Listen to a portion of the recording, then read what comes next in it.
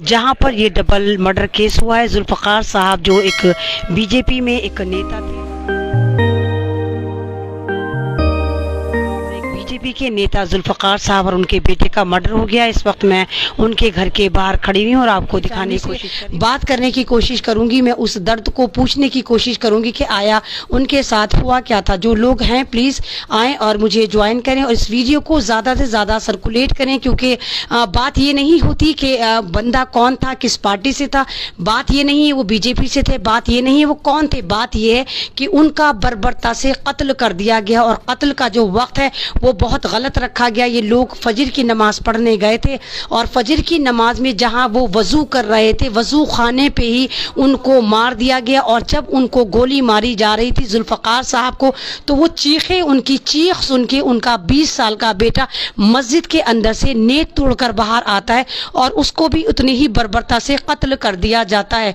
कातिल इतने जबरदस्त नरभक्षी थे, इतने जबरदस्त दरिंदे थे कि उन्होंने इस बात का लिहाज नहीं करा कि बंदे जो है वो नमाज पढ़ने आए हैं। और मारने वाली भी कमाल की बात ये कि सारे के सारे मुस्लिम समाज के लोग थे और ये कबाड़ी माफिया से आते हैं। और उस वक्त पूरी गली के सीसीटीवी कैमरे बंद कर दिए गए थे, मस्जिद के सीसीटीवी कैमरों को भी बंद कर दिया गया था ताकि ये जो कातिल हैं इनकी शक्लें कैमरे में ना आ सकें। और उसी वक्त मस्जिद के अंदर ये देखिए, मैं दिखा रही हूँ, जुल्फकार के दो छोटे छोटे बच्चे भी नमाज पढ़ रहे थे। ये दो बहुत छोटे छोटे बच्चे हैं। बेटा आपका नाम क्या है? मोहम्मद कैफ। आप पढ़ रहे थे जी। तो आप पापा को बचाने आए थे? नहीं। क्यों, आप अंदर ही थे मस्जिद के? हाँ, गेट बंद। तो ये बेचारे मस्जिद के अंदर थे और ये देखिए छोटा सा दूसरा बच्चा है। आपका नाम क्या है बेटा? मोहम्मद जैद। ये जुल्फकार साहब के वो दो बच्चे हैं, एक बेटे का तो कत्ल हो चुका है, ये दो बच्चे हैं। ये भी उस वक्त मस्जिद के अंदर नमाज पढ़ रहे थे, लेकिन जिस वक्त उनके गोली लगती है जुल्फकार साहब के और वो मस्जिद के अंदर जाने की कोशिश करते हैं, तो उस वक्त मस्जिद के दरवाजों को बंद कर दिया जाता है, क्योंकि ये पूरा का पूरा जो ये मर्डर करा गया, ये कबाड़ी माफिया का इसमें हाथ था। कबाड़ी लोग इसमें शामिल थे और कबाड़ी उनसे बड़ी खुन्नास खाते थे, क्योंकि जो कबाड़ी हैं आपको पता है ये ज्यादातर चोरी का माल लेकर आते हैं, चोरी के माल को खरीदो फरोख्त करते हैं। तो इनके ऊपर बहुत दिनों से नजर थी, बहुत बार इनको धमकी दी गई थी। जुल्फकार साहब को उनकी गाड़ी में भी आग लगाई गई थी। ये एक और जुल्फकार साहब के रिलेटिव है, मैं इनसे बात करने की कोशिश करूंगी। जी बहन, आप कौन है? मैं भतीजी हूँ। क्या हुआ था कल? कल नमाज पढ़ने गए थे, वहाँ किसी ने गोली मार दी। तो ये भतीजी थे, ये बता रही हैं कल जो नमाज पढ़ने गए थे गोली मार दी। अब ये मैं देखिए जो उनकी जुल्फकार साहब की वाइफ हूँ उनसे बात करने की कोशिश करती हूँ। जी मैम बताइए कल क्या हुआ था? कल वो नमाज पढ़ने गए थे फजर में, उन्हें तो मेरे बच्चे पहले चले गए थे, आगे वो मस्जिद में घुस गए थे, वो बाहर रह गए तो उनको रोक लिया था चौपले पे, कह रहे तू हमारे खिलाफ ये काम करता है। वो भागने लगे, उन्हें भागते भागते एक कमर में गोली मारी और टेर मारा, फेंक के मारा, टायर उनकी लगा पैरों में, वो गिर गए। फिर वो मस्जिद के दरवाजे पे भागे तो मस्जिद का दरवाजा बंद कर दिया।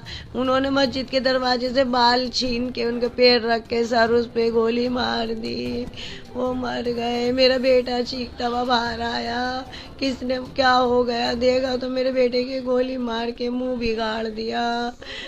मेरा आदमी कह रहा अब तो तुमने मुझे मार दिया, अब चले जाओ, मेरे बच्चे को तो जान से मत मारो।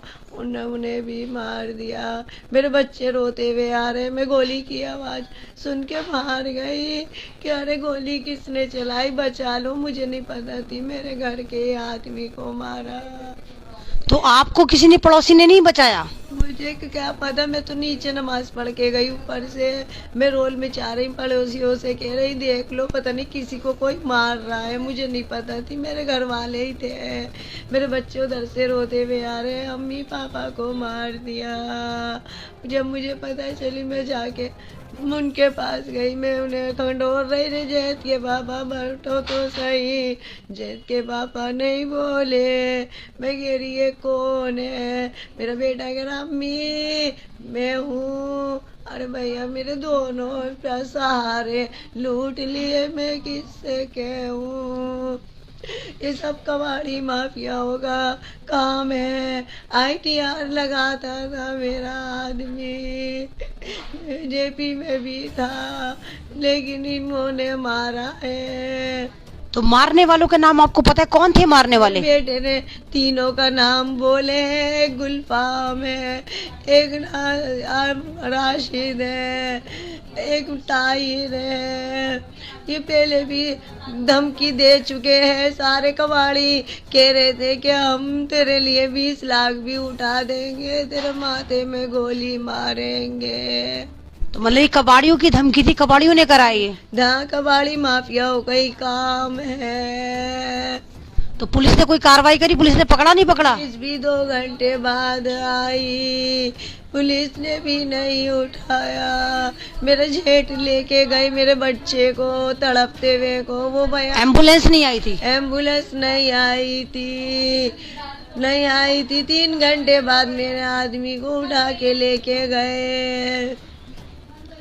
तो मतलब ये देखिए, मैं आपको इस वक्त देखिए सुंदर नगरी से दिखाया, मैंने आपको लाइव कर रही हूँ। और ये देखिए कि ये बोल रही हैं कि मतलब मैंने इनसे पूछा कि क्या मर्डर इसलिए हुआ कि आप लोग बीजेपी से थे और बीजेपी को लोग पसंद नहीं करते, तो इस वाली बात को नकार रही हैं कि नहीं, ऐसा कुछ नहीं है। ये गैंग माफिया जो था, ये पूरा का पूरा कबाड़ी माफिया था जो इनका हमेशा से दुश्मन बना रहा है और हमेशा से इन पे नजर रही है, क्योंकि वो कबाड़ी लोग चोरी का सामान लेकर बेचते वगैरह थे और ये इनकी मुखालफत करते थे, इसलिए पहले भी धमकी मिली थी। और ये प्री प्लान हुआ कि जब ये फजर की नमाज पढ़ने जा रहे थे उस वक्त कैमरों को बंद कर दिया गया और इनके इंतजार में बैठे हुए थे घाग लगाकर।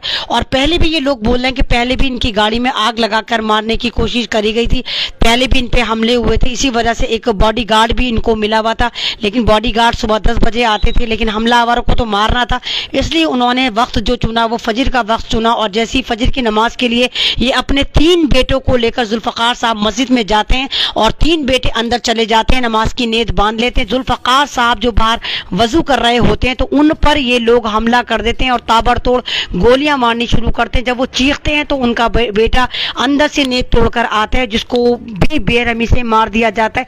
2 छोटे छोटे बेटे जो थे वो अंदर ही रह जाते हैं क्योंकि मस्जिद का दरवाजा बंद कर लिया जाता है। तो ये एक दरिंदगी है जिसके खिलाफ समाज को आवाज उठानी चाहिए कि बंदा चाहे कोई भी हो, ये इंसानियत का कत्ल है। इस तरह इतने खुले सांडों की तरह ये दुश्मन नहीं घूमने चाहिए। और